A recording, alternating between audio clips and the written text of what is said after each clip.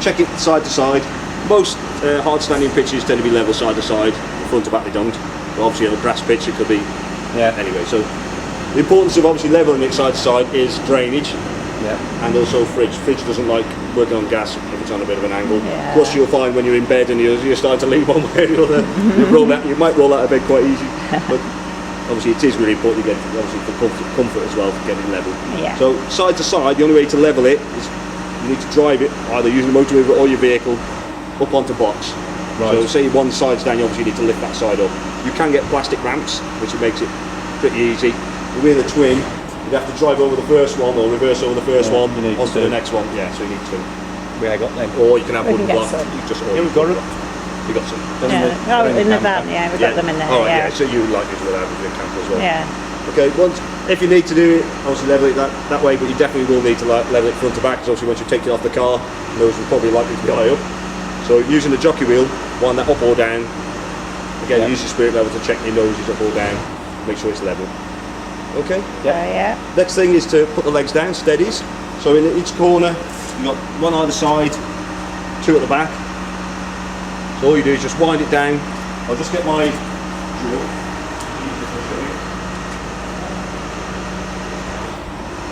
I'm going to wind the handle in the front locker. Because there is an handle. Yeah, there is a wind handle. Obviously we got these. So your option is that, unless you've got one of these. Definitely get one of them. Because if I'm winding that by hand, I would get or you would probably get all the other three done with this at the same time I'm trying to get that one down. So that makes a huge difference to speed, especially if you're in this country and it's obviously hasn't rained for the last 5 minutes. All you do, so it touches down.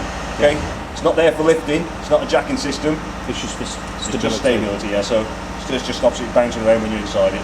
Once I've done all four, what I tend to do is that. You see, it's still a bit of movement. Just tweak it a little bit more. And that will make it steady enough for chipping in and out. I'm just going to wind this back up again. I tend to forget. Being a twin axle, it's reasonably stable even if you've got no legs down. Well, not stable, but it's not going to tip up. So, but I would still suggest get at least one leg down at the back before you jump in. If you're still attached to the car, it's not so bad. But it's obviously still going to move around, but it's just that bit of too much movement. Okay, no problem. So once you've done all that, then you can start obviously connecting the services. You can turn the gas on if you wanted to. Obviously your storage locker, so the bits of stuff will be coming out of there to whichever you want to plug in. So first thing you tend to come to is your water. So if you see there, we've got what looks like 3 outlets, all look the same. First one, you see that on there, it's a shower attachment which is inside your van. So you can shower anything out on the outside. It's only cold water, so we haven't got warm water there. So for cleaning boots or dogs or the dog definitely. So exactly, So that's that one. These two are for water into your van, so the water is going to be coming out of the taps. The bottom one, as it says, direct to tap. So this is your pump here. Obviously you're going for the alcohol. Put your pump in, connect it there. Just easy as that, pushing in. Get it out, just pull back on the trigger, and that releases it. Okay, the top one, you see that one that says direct to tank. So that is just to fill the onboard tank. If you had an onboard tank on your VW or not, or your camper van, whichever make it was. No, we ain't. No, you didn't have one.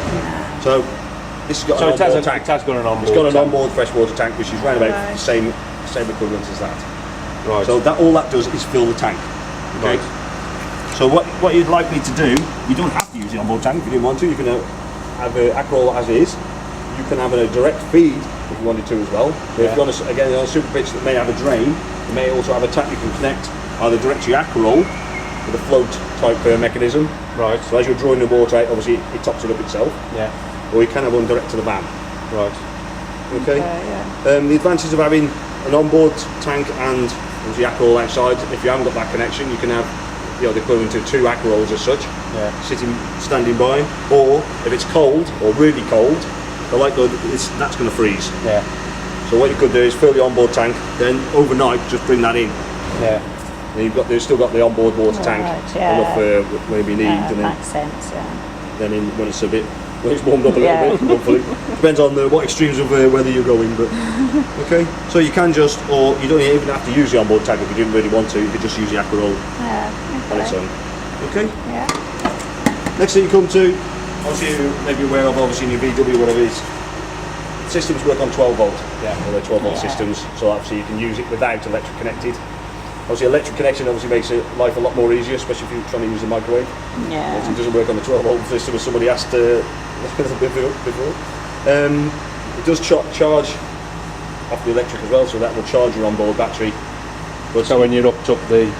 there is a button I'll show you on the consumer unit. You just leave that switched on and it will just automatically charge you. I've got a solar panel on the roof as well, which also charges it. Obviously, as long as you've got daylight, Right.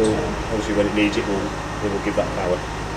Okay, So that's automatic, is it? yes, the solar totally panel? automatic, yeah. It will not, if you're off grid, no electric, it will not power everything and keep it running all day, all night.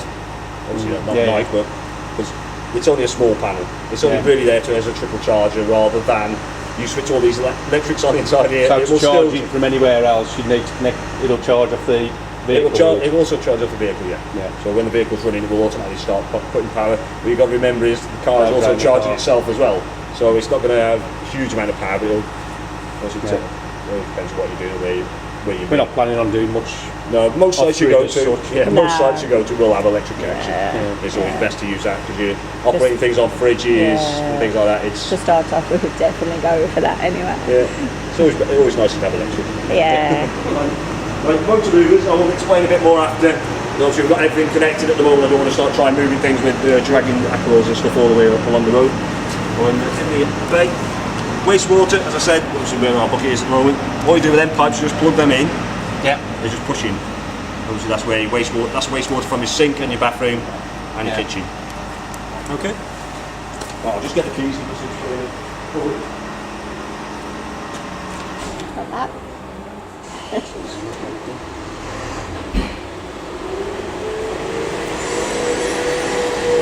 I don't suppose you had a toilet on your VW oil. No, it's portable If you didn't though. have water, you probably didn't have it. At a portable in the awning. Yeah, well, portable. It might be something similar to this, Yeah. but with the flush system. So that's your reservoir for you to flush the toilet. Okay, so it has its own reservoir. It doesn't run off the water tank or anything like that. It's got its own portable system, portable system as in waste tank. You put a pink chemical in there before you start, Yeah. and top it up with water. So it's a small amount of pink, top it up with water. The only time you know it's full is when you can see the level there. Yeah. The only time you know it's empty is when you flush it, nothing's coming out. So it's similar to your portable porta potty you may have had. Yeah. Waste tank. So again, it'd be somewhat similar to what you had on the VW. So that slides out. To operate it, just lift that and it slides. If it's not coming out, the likelihood is the waste gate has been left open or not fully closed. Right. So don't try and force it out. Yeah. Just pop it back in, go inside, just make sure it is closed. Right, yeah. Otherwise, it does slide out quite nicely. Handle and wheels, obviously makes it easier to go and empty it. My colleague says it's now a unisex toilet waste cassette. So if they're filling it, they can go and empty it as well. Right. Well, I keep telling my wife she doesn't Yeah, you listen. don't have none She of doesn't that. listen. It's not my department, You don't see either. many ladies at the toilet, I must admit. It's usually blokes on the area. Yeah. Right, see that there? It's got a measuring jug. Obviously that's the cap. We put blue chemical in there. Yeah. So about half, 3/4 of that. Tip that in there, around about a pint of water as well. That's obviously there to start breaking down the nasty stuff. Yeah. Obviously this is emptied in a certain place which you may have had on your porta potty. You may not have seen it, but it can be inside or outside. Just be careful where you put that. Yeah. If you go and put that on the edge of the wall and it goes drops down a big Yeah. funnel, big hole, You got to dig it you're out. not going to be sticking your hand down there to go and Yeah. bring that back out again. Okay. Again, you've got an air bleed. Again, that should be pretty similar, I would have thought. You have also got access, obviously, into there. You can see there's a little tiny float. You can see that there. See that? Yeah. That's for an indicator for the on top of the system, with a light indicator. So when this Yeah. is full, that will light up. If when you're cleaning it, you're thrashing it around and tipping things down, that light could be loosened and drop off, and that could end up down the emptying point as well. You're not going to be fishing that back out either. Yeah. All right. So just be careful when you're cleaning it. Yeah. Okay. And all shut up like that, and it just slides back in. All that bit is yours. Yes, remember that bit. Also, just before you go on, what you've also got is a drain down for the flush tank. So it's important for winter you make sure you drain things down. Yeah. That's going flying past. So the best thing to do is flush it. Flush the system, or whatever's left in that container here or this reservoir into your waste tank. Just drain the last little bit through that. Yeah. Okay, otherwise you'll be there forever waiting for that to drain down. Okay, obviously the other advantage of it using the flush, obviously you get the water out of that pump as well. So any water that's held anywhere, if it freezes, you could be in trouble. Okay, just looking at this lock now. Hello. Put antifreeze down, Darren, like we're doing camp. Oh, can I go the other way? Do Oh, sorry. you have to put any Can you just form of move your car, sorry? antifreeze down? Do you have to put any antifreeze or anything in, like down your toilet or anything like that? Nothing like that? No, there's antifreeze in the cooling system. Right. Cooling system. A heating system. Yeah. I think in cars now. A heating system has So got you don't have to do anything No, like that with these? No, that's why when you're using your own, obviously okay, but if you're in storage for a period of time, especially the colder months, you've got to drain down all the water system, apart from the heating system which has got antifreeze in it. Yeah. Our plan is to use it winter and summer. Yeah, they're we're on brilliant. this one till March. Yeah, they are brilliant. These vans are, the insulation on these is brilliant. And the Yeah. heating system is good as well. Yeah. Really good. I've got the same system in my van, and it's Have you? yeah. It's slowish getting started, but once it gets up to temp, that's it. Yeah. It's great. It all depends what you're trying to do. And what can you temperature- operate your heating off that Swift command? Yes. So we can put it on before we get Yes. here. Yeah, Yeah. that's all good things. So it's That's all nice good, and warm. yeah. You can set timers. Yeah, You can set an I like the override. idea. You can also set override as well. Yeah. Right, this lock. Obviously, I'll just make sure you slam it shut. Then you lock it, For sure. and it clicks in. Obviously, when you unlock it, it pops out, so you know it's unlocked. So before you travel, if you see that sticking out, you know it's unlocked. Yeah. So you Yeah. obviously lock it and click it in. Do your checks. Okay. So pink, blue. So Pink blue. pink, blue. Yeah. Pink at the top, blue in the loop. Right. You can see from here, and if you're aware of, it has also got a reverse camera on it. Yeah. I'll run through that as well. And also you got bike rack fixing, ready to receive a bike rack if you decide to go that way. Yeah. That's right one. Yeah. Okay. Your wind down points are here for the rear. You can see I've got both of the rear ones down. Yeah. Side lockers. What I would suggest is just be very careful you don't lock these keys inside the van. So if you imagine everything else is locked up now, you think, oh, I just need to get something out of here. So if I just... Right, so it was locked, I've come to unlock it, I can actually lock that again. Right, I've gone into that locker, got whatever out or put something in I forgot to put in. So now I've locked the keys in, you don't want to be doing that. So just be careful you don't do that. It's best not to lock it again. Yeah. Keep the keys in Keys your hand. in your pocket. Okay, what you see just through there, these come with in the top of the range, you come with an extra waste tank. They're a bit smaller than the Waste Master, so they're probably better.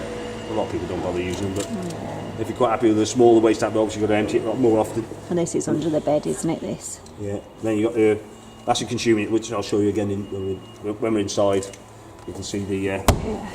See it's better with the big lifting. What you've also got on the outside, 240 outlet. Gas barbecue outlet. So you can, if you want a gas barbecue. Don't like gas. So you don't want that. We had a bit of a disaster with the gas barbecue. Oh dear. We use electric cookers now. Okay. We're safer. Another locker. Yeah, gas. If you're not careful, gas goes could bite you.